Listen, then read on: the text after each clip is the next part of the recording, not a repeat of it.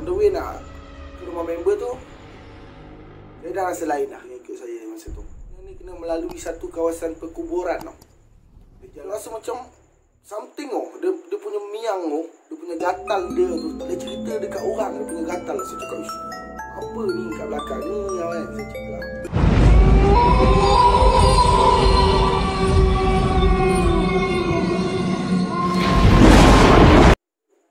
okay guys, Assalamualaikum dan salam sejahtera. Anda bersama saya lagi, Bro Naim, di dalam kisah-kisah misteri. So, adakah anda sudah bersedia? Jom dengarkan cerita saya. Okay. Cerita pertama malam ni saya nak bagi tahu tentang satu kisah di mana kisah ini pernah terjadi kepada diri saya sendiri. Ketika mana saya dalam keadaan yang malam dan juga selepas hujan. Okay? Ini adalah pengalaman yang agak misteri lah bagi saya.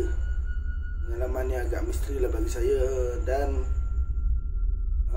dia merupakan satu-satunya pengalaman pertama yang pernah saya lalui. Kejadian ni berlaku masa saya masih di sekolah menengah. Kejadian ni berlaku masih di sekolah menengah. Dan pada waktu tu saya baru pulang dari rumah member. Mana kita dah habis lepak. So kita dah habis lepak, jadi kita nak pulang lah. Nak pulang jam lebih kurang dalam pukul 3-4 pagi macam tu lah. Dan nak dijadikan cerita, malam tu saya bersama saya punya sepupu. Kita orang merancang lah. Daripada awal tu kita orang merancang untuk pergi ke satu kedai potong rambut. Biasalah budak-budak sekolah kan. Budak-budak sekolah dia mesti nak smart-smart, bergaya sikit. So kita orang pun pergi. Kita orang pergi ke kedai potong rambut.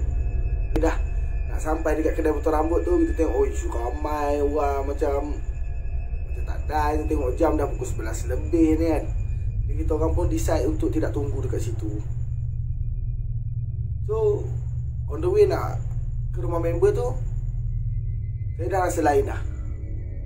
Saya dah rasa macam ada something yang tengah ikut saya masa tu. Daripada kedai gunting tu nak ke rumah member tu, ada something tengah ikut saya masa tu. Jadi nak dijadikan cerita, saya just diam. Saya duduk belakang. Saya tak bagi tahu saya punya saya punya sepupu saya tu. Saya tak bagi tahu dia. Saya just diam. Dan lepas pada tu kita orang lepak macam biasa. Biasa budak-budak sekolah main gitar malam-malam kan. Sembang apa-apa je lah. Dan kita macam, alamak tengok jam, dah pukul 3 lebih lah, nak pukul 4 dah ni kan. Sebab esoknya memang hari cuti, hari minggu kan. Dah pukul 3 lebih lah, nak pukul 4 dah ni. Kita cakap macam, alamak nak kena balik juga lah. So kita balik. Masa kita balik, saya punya ni kena melalui satu kawasan perkuburan tau. Jalan ada selekong, punya banyak lah punya selekong jalan ada. Tapi ada certain tempat tu, ada satu tempat macam satu benda yang kau kena lalui. Nak balik ke rumah kau kena melalui tanah perkuburan. Nak dijadikan cerita malam tu, saya lalu. So masa saya duduk kat belakang, so saya punya sepupu tengah ride motor, bawa motor, saya passenger kat belakang. Saya rasa macam something dia punya miang dia punya gatal dia tu tak boleh cerita dekat orang, dia punya gatal. Saya cakap, apa ni kat belakang ni kan? Saya cerita, apa ni kat belakang ni? Saya cakap, dia jadi macam, kau dalam keadaan kau duduk belakang dan keadaan badan kau membongkok macam tu. Dia rasa macam, macam something ada tengah, macam kalau kau ada pengalaman, kau pernah angkat budak kecil taruh dekat kau punya bahu, macam tu lah rasa dia. Macam ada orang tengah bertenggek dekat kau punya atas kawasan Tengkuk ni kan. Okay, dia rasa macam tu lah. Jadi aku punya ni tak cerita pun dekat sepupu aku. Dia tak cerita. Belum sampai ke kawasan perkuburan yang kami nak lalu tu, aku tak cerita pun. Aku dah rasa macam something dah ada dekat aku ni kan. Nak masa tu nak dijadikan cerita, kami dah hampir-hampir sampai ke kubur. Dah hampir-hampir sampai ke laluan kubur. Dan dia punya perjalanan kami pun daripada rumah daripada kubur, kawasan laluan kubur tu nak ke rumah, lebih kurang dalam 2 ke 3 kilometer lah. Nak tak nak kau kena hadap benda tu, kau kena lalui benda tu. Nak dijadikan cerita, ada masa yang sama juga kami melintasi kubur. Makna seleko nak sampai ke kubur. Motor yang kami naik tu hilang kawalan, babe. Hilang kawalan. Aku tak tahu kenapa tiba-tiba sepupu aku ni yang bawa motor tu, dia boleh terus je sabam masuk dalam kawasan kubur, babe. Masuk tepat-tepat di kubur tu, tepi jalan. Dia tepat-tepat, babe. Jatuh atas kubur orang. Kau fikir lah, jatuh atas kubur orang. Kau dah tahu situ kawasan kubur tu memang keras. Memang banyak dah cerita orang kena kan.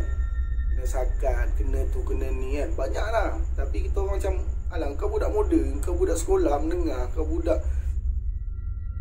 remaja, kau takkan fikir benda-benda tu. Orang cakap lah apa pun, kau tetap akan pergi. Dan bila jatuh dekat situ, kita orang dalam keadaan sedar, kita orang tak cakap banyak. Aku perasan aku tertiarap atas kubur sawan yang baru tanam 2-3 hari. Dia belum ada dia punya kepok dia. Belum ada dia punya kepok dia. Just tinggal batu nisan dengan pokok je. Dia buat batu nisan dia dengan pokok je.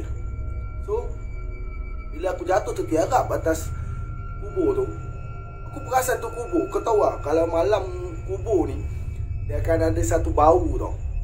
Dia akan ada satu bau macam bau rumput ke, bau pokok ke, something lah. Yang bau macam tu kau boleh tahu ni kawasan perkuburan kan. Jadi aku pun macam, alamak, kubur. Aku cakap, aku cari sepupu aku.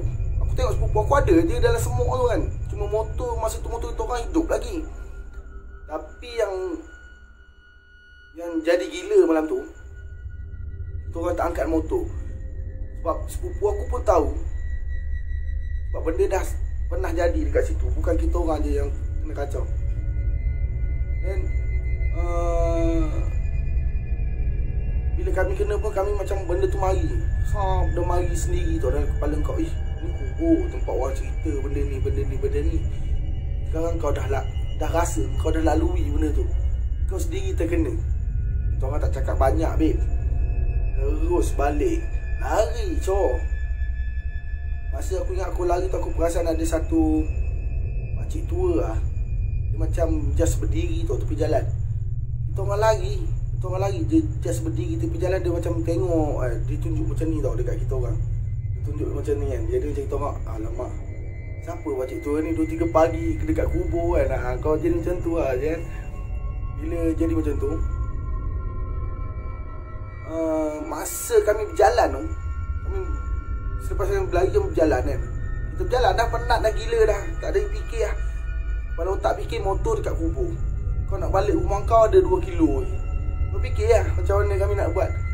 Kami just macam jalan dengan harapan adalah orang nak tolong. Adalah orang nak tolong kan. Dan adalah satu kereta ni lalu kawasan situ. Dia tak silap aku, dia kerja dia kerja technician TMB kot. Lebih kurang lah. Dia bawa balik kerja lewat. Dia cakap dia ada shift lewat malam tu. So dia tanya kita orang datang lagi pada mana, dengan baju dah berselut, dengan rumput penuh, dengan badan-badan dah calo-calo habis kan. Jadi kita orang cakap kami terbabas tadi, motor kami terbabas dekat kubur. So kami terbabas dekat kubur. Dia cakap kubur mana? Kubur depan tu lah. Dia cakap, itu 2-3 hari lepas pun ada je orang jatuh dekat situ. Dia cakap, dia bagi tahu macam tu. Jadi kita orang pun macam tak pelik lah. Sebab kita orang tahu sejarah kubur tu. Kita orang tahu dia punya misteri dia macam mana kat kubur tu. Dan kita orang macam, alah tak apa lah. So pakcik tu dia nekat, dia nak tolong kita orang. Dia cakap, habis motor korang tinggal kat siapa dia jarang kan? Kita cakap, alamak motor lah kena pergi ambil juga kan. Macam mana kan balik tak pasal-pasal kena maki kan. Orang nekat balik. Kita orang pergi balik ke kubur tu. Bila kita orang pergi balik ke kubur tu, motor ada lah, maknanya kita ambil motor semua balik rumah. Aku tak perasan tau yang aku punya tulang bahu ni patah tu. Tulang bahu aku patah. Dan bila aku balik rumah, first kali yang akan buka pintu aku punya orang tua kan. Tapi malam tu mak aku yang buka pintu. Jadi bila mak aku buka pintu, dia tegur, cakap, kenapa nampak lain lah nak punya bau ni. Kita dah, badan dah berselut. So nak masuk dalam rumah, kita buka dah semua baju dekat luar kan. Kenapa nampak lain. Kenapa nampak bengkak sebelah kan. Alamak, aku cakap dah patah ni. So malam tu juga kita pergi berurut. Kita pergi berubat. Dan aku ingat seminggu jugalah tangan aku beranduh macam ni. So yang menjadi misteri bagi aku malam tu, first kali aku yakin dekat belakang aku masa tu ada something yang menumpang. Dan sama ada perempuan rambut panjang atau apa je. Sebab aku rasa gatal tau. Macam something rambut yang duduk dekat belakang kau. Dan yang pakcik tua tu aku tak berani nak cakap itu siapa. Mungkin atau something yang kita tak tahu, penghuni situ ataupun penjaga ataupun something yang kita tak tahu dia punya asal usul dia dekat mana. So bagi akulah, peringatan aku, macam mana sekalipun kau yakin dengan kehadiran something, makhluk-makhluk macam ni, kau just ingat satu je, Tuhan ada. Kau tak payah nak tunjuk berani, kau tak payah nak tunjuk kau hebat, kau tak payah nak tunjuk kau hero. Sebab kita dalam dunia kita dan dia dalam dunia dia. So pesan aku, macam mana pun ingat, mereka ada, cuma kita tak nampak. Itu je geng untuk malam ni. Dan terus jangan lupa subscribe saya punya channel geng. Support, like and share untuk saya buat video-video yang seterusnya. Okay. Assalamualaikum geng.